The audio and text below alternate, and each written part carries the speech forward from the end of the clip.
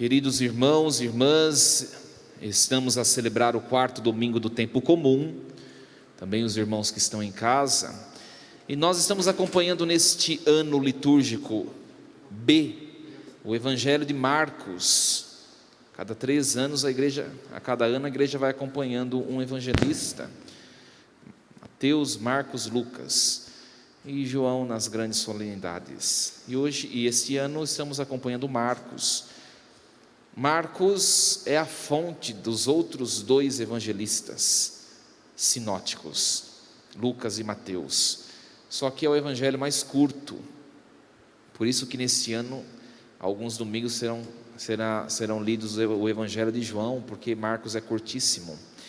Marcos é um evangelista catequético por excelência, ele vai mostrando a figura de Jesus, um Jesus que vai se revelando.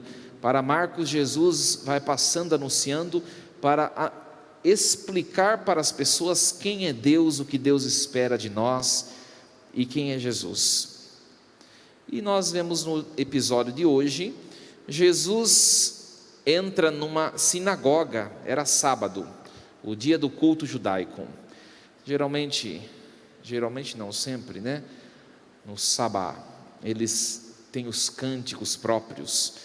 Eles leem um texto da Torá, que para nós cristãos é o Pentateuco, lembra da Bíblia, a catequese? Depois eles leem um texto dos profetas, e aí eles convidam alguém para poder partilhar a palavra. Certamente convidaram Jesus para falar nesse dia, e depois de ouvir a Jesus, eles ficaram admirados, não diz o texto da Bíblia, eles ficaram encantados com o jeito de Jesus anunciar a palavra, porque ele ensinava como quem tem autoridade e não como os mestres da lei. O que é ensinar com autoridade? 2 coisinhas para ensinar com autoridade nós precisamos ter. Primeira coisa, que não é importantíssimo, sem ela não tem jeito para ensinar alguma coisa a alguém com autoridade. Para eu ensinar alguém, eu preciso fazer o que primeiro? Preciso saber o que eu estou ensinando, né? Se bem que tem gente que ensina o povo aí e não sabe nada do que está falando, né? Mas tem professor aqui ou não? Tem uma professora, 2, 3. Para ser professor tem que fazer o que antes? Faculdade, não? Ora, para eu ensinar algo eu tenho que aprender por primeiro. É a primeira exigência para se ensinar com autoridade.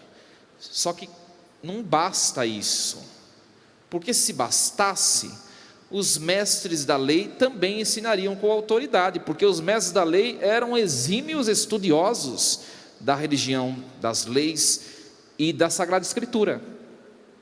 Então, se eles não ensinavam com autoridade igual Jesus, é porque não basta somente o conhecimento, mas é necessário. O que falta então para ensinar com autoridade? A experiência daquilo que se está ensinando. Os mestres da lei falavam de Deus e dos mistérios de Deus, mas eles não experimentaram a Deus, por isso não convenciam.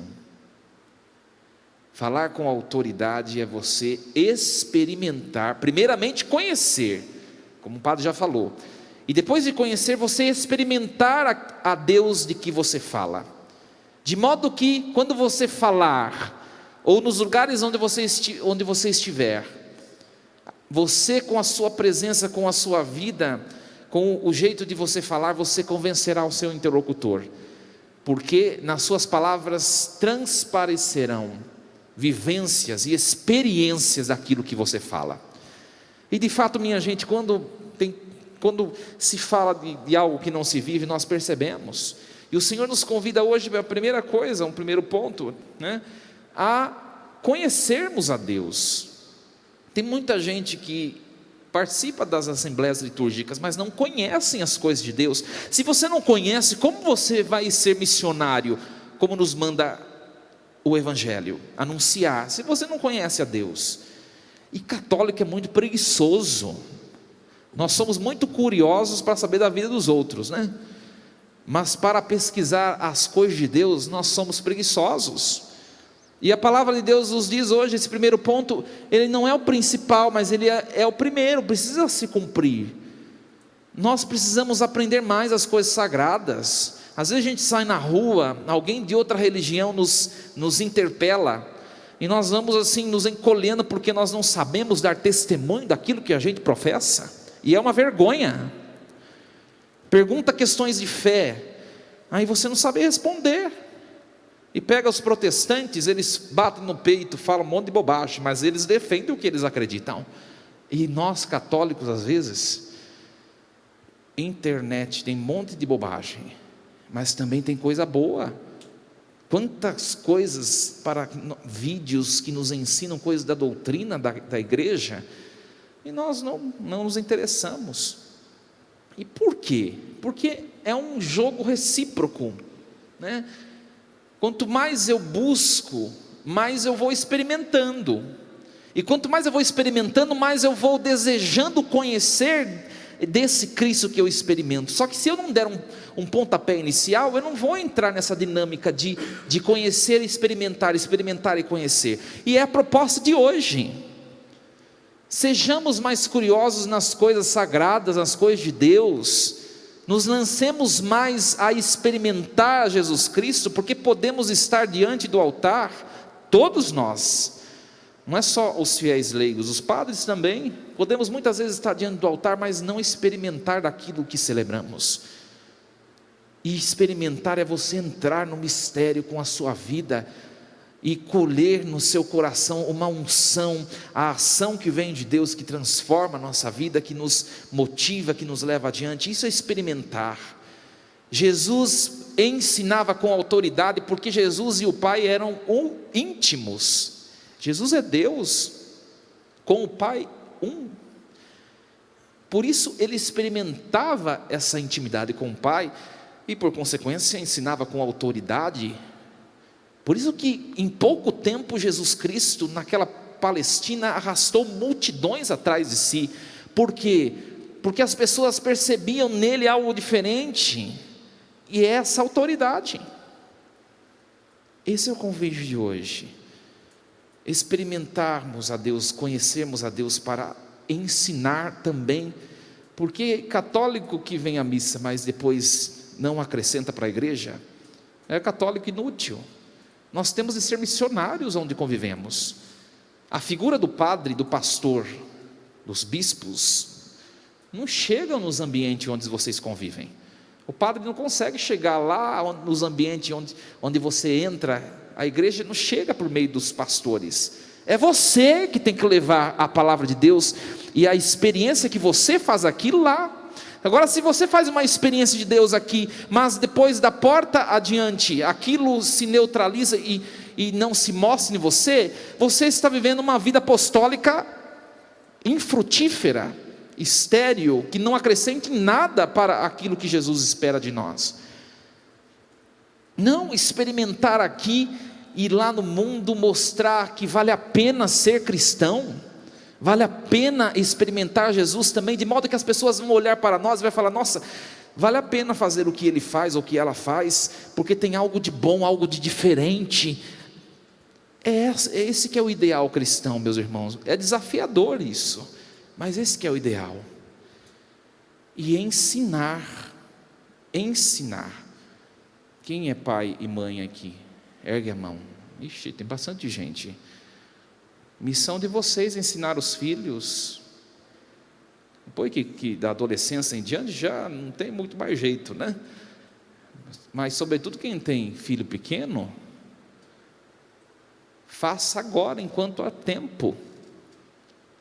A sua missão de ensinar a fé, porque você quer ensinar costumes, e às vezes baseado nessa arsenal, né, moral que o mundo ensina, né? Às vezes nem é baseado no costume cristão, você quer ensinar isso, você quer ensinar o seu filho tantas coisas para que ele progrida na conquista de bens, de profissão e tantas coisas, e às vezes no que é o mais importante, são questões de fé, você deixa a desejar.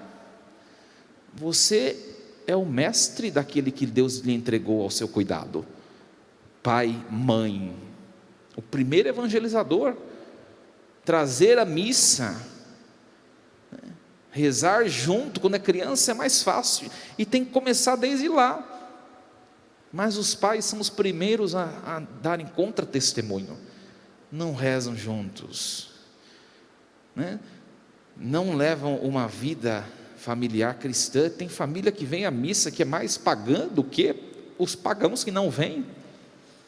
Costumes totalmente abomináveis aos olhos de Deus, palavrões, palavras pecaminosas no seio do lar e da família, são coisas inadmissíveis, que a gente pode ir modificando aos poucos. Nós que estamos aqui devemos dar o primeiro passo, né? Porque às vezes tem, padre, na minha casa só eu que venho, é difícil. Não é, comece por você. Olha o que aconteceu nessa sinagoga. Jesus, quando se aproximou de um determinado homem que estava possuído por um espírito mau, quanto mais Jesus se aproximava dele, mais o espírito mau gritava naquele homem e sacudia aquele homem, porque onde Deus está, o mal não está. Não pode Deus habitar em um recinto e lá o diabo estar presente. É como a luz e a escuridão. É desse mesmo jeito que funciona a questão de Deus. Pode estar tudo escuro aqui, trevas. A hora que acende a luz, imediatamente a treva se vai. Então, se é você sozinho na sua casa, se encharque da presença de Deus, e quando você entrar na sua casa, vai acontecer como aconteceu nessa sinagoga. O espírito mau vai sair, as coisas ruins saem, mesmo que lentamente. O problema é que você se enche de Deus, mas na primeira provação e tentação você cede, e a presença de Deus se esvai, e aí não faz diferença nenhuma. Meus irmãos, ensinar com autoridade é a missão por excelência dos pais. Inculcar a fé, ensinar valores. Tem gente que fala assim, por exemplo: hoje eu comi igual um padre. Já escutaram isso? Aí a gente pergunta: você rezou?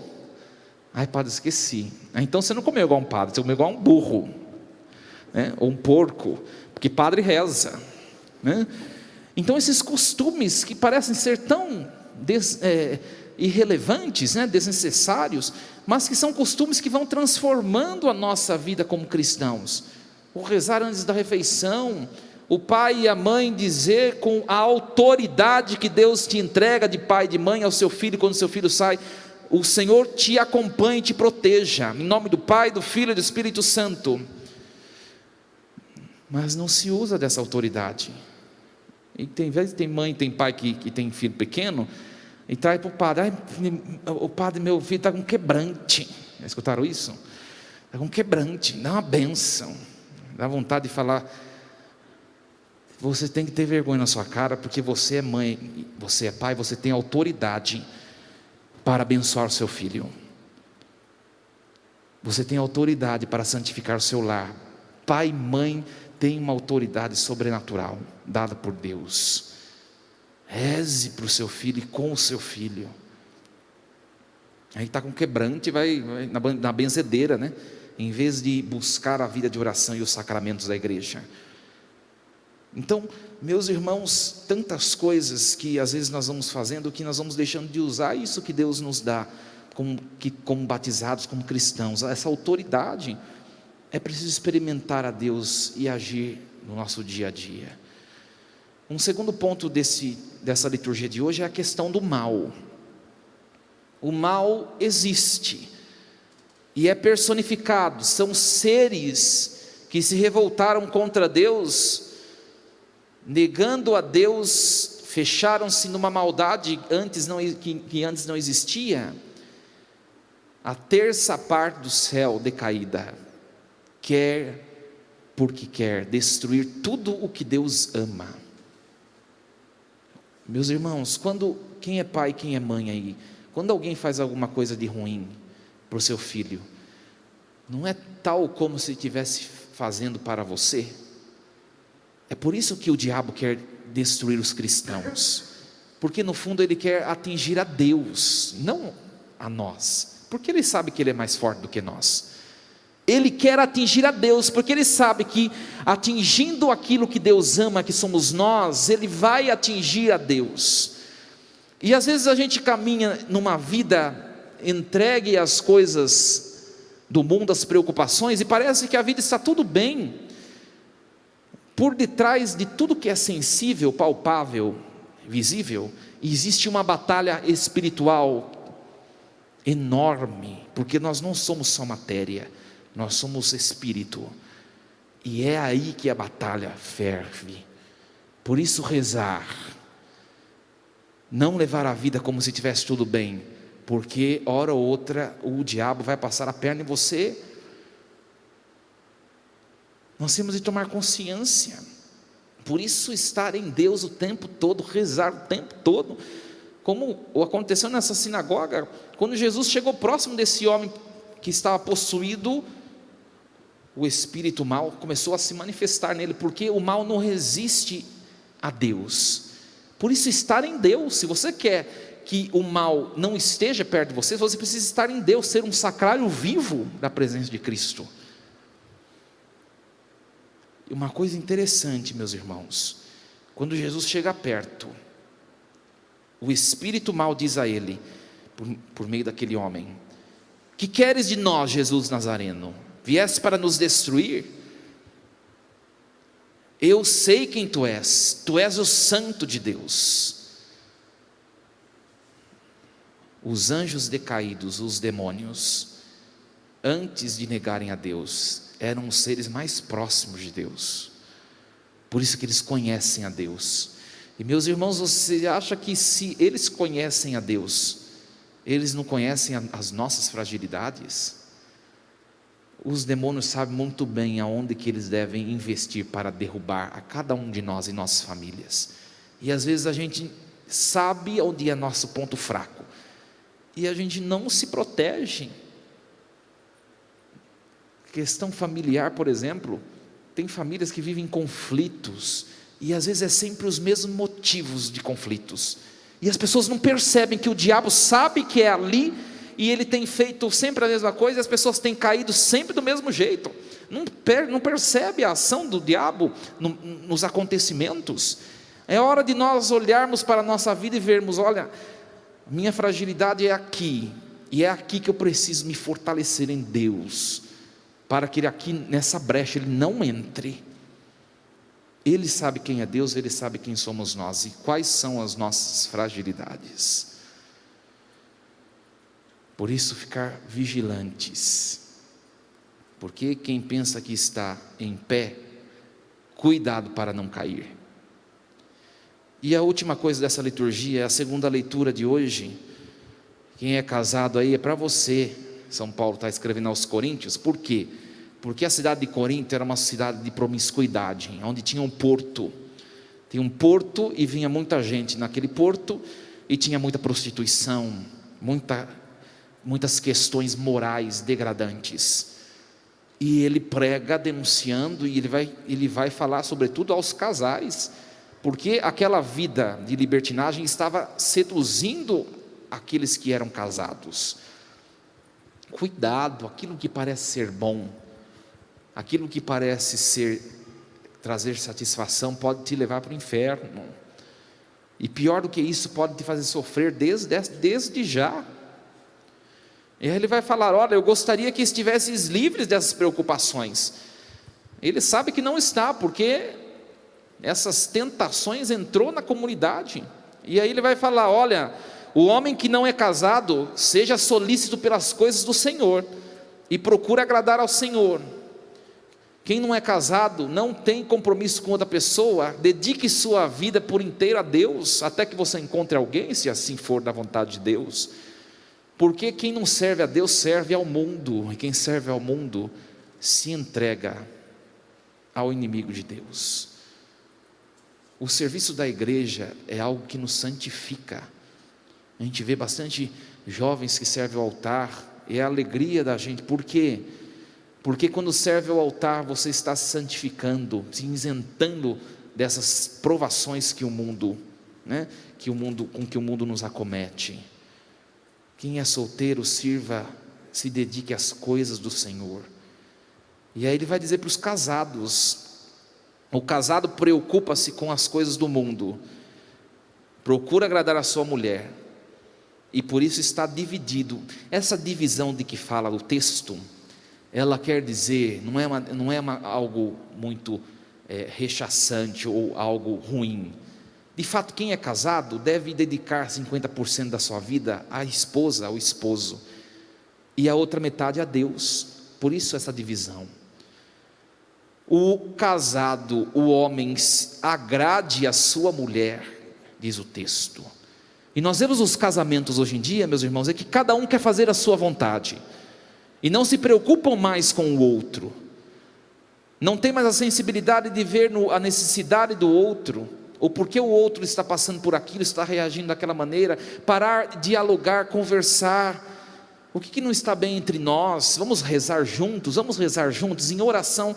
Por que você não está bem? O que está acontecendo? Não fazem mais isso hoje em dia. Por isso que os casamentos estão se degradando e se acabando, porque eu me preocupo com o meu umbigo. Isso na vivência familiar. E o ápice desse individualismo e egoísmo é na vida sexual também. O homem só quer a sua satisfação e não está preocupado com a mulher, e o casamento vai se deteriorando, e o diabo vai aplaudindo.